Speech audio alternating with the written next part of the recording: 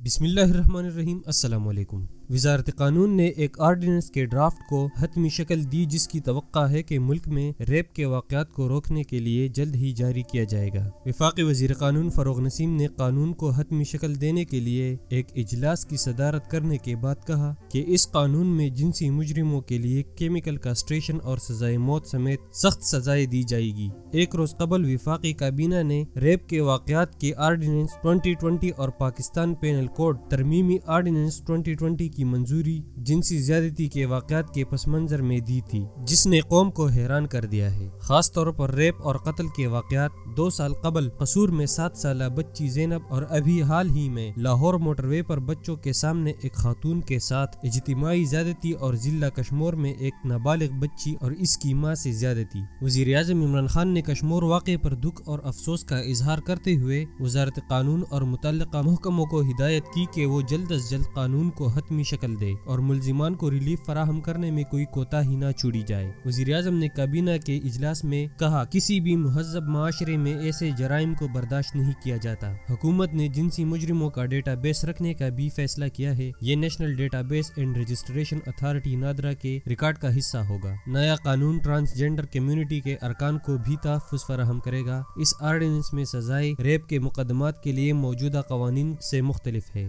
Chemical کاسٹریشن اور سزائے موت کے علاوہ 10 سال سے 25 سال کے درمیان قید کی سزائیں بھی ہوں گی۔ وزیر قانون نے کہا کہ کیمیکل کاسٹریشن محدود مدت کے لیے یا زندگی بھر کے لیے ہو سکتا ہے۔ پارلیمنٹ کا اجلاس نہ ہونے کی وجہ سے آرڈیننس جاری کیا جا رہا ہے۔ ریپ کے خلاف جنگ کے شیراز احمد کے مطابق 2009 سے 2019 کے درمیان ملک میں بچوں سے زیادتی کے 29,989 واقعات رپورٹ ہوئے۔ اس سال جنوری اور جون کے درمیان بچوں کے تحفظ کی NGO ساحل کی ایک رپورٹ کے مطابق روزانہ کم از کم 8 بچوں کی ریپ کے واقعات رپورٹ ہوئے۔ اس کے باوجود کہ وبائی بیماری کیسز کی رپورٹنگ کی راہ میں رکاوٹ ہے۔ اسی طرح human right commission of Pakistan کی طرف سے 5 سال قبل جمع کیے گئے اعداد و شمار سے پتہ چلتا ہے کہ اس وقت ملک میں ہر 2 گھنٹے بعد ریپ کا ایک کیس رپورٹ ہوا تھا۔ ایک سوال کے جواب میں وزیر قانون فروغ نسیم نے کہا کہ 18ویں آئینی ترمیم کی متعدد شقیں جس میں اختیارات مرکز سے صوبوں کو منتقل کیے گئے ہیں، اگر کوئی حکمران اتحاد پارلیمنٹ میں 2/3 اکثریت حاصل کرنے میں کامیاب ہو جاتا ہے تو اسے ختم کر دیا جائے گا۔ PTI اور اس کے اتحادیوں کے پاس فی الحال آئینی ترمیم کرنے کی تعداد نہیں ہے۔ 18ویں ترمیم میں کچھ شقیں ایسی ہے جو مفید ہے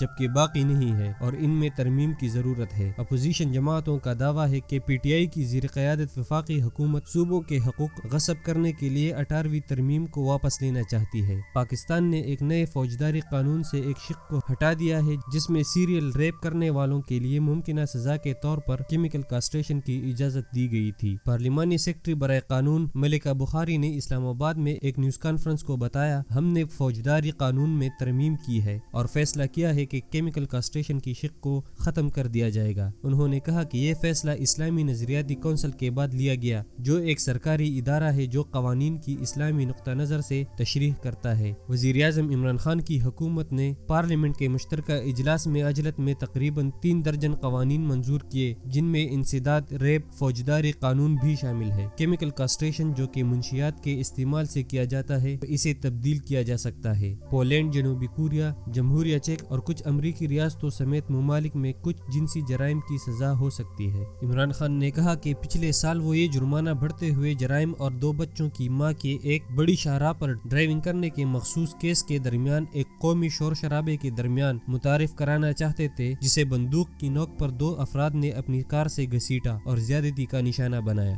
غیر منافع بخش تنظیم وار اگینسٹ ریپ کے مطابق پاکستان میں عدالتوں میں 3% سے کم ریپ کرنے والوں کو سزا سنائی جاتی ہے۔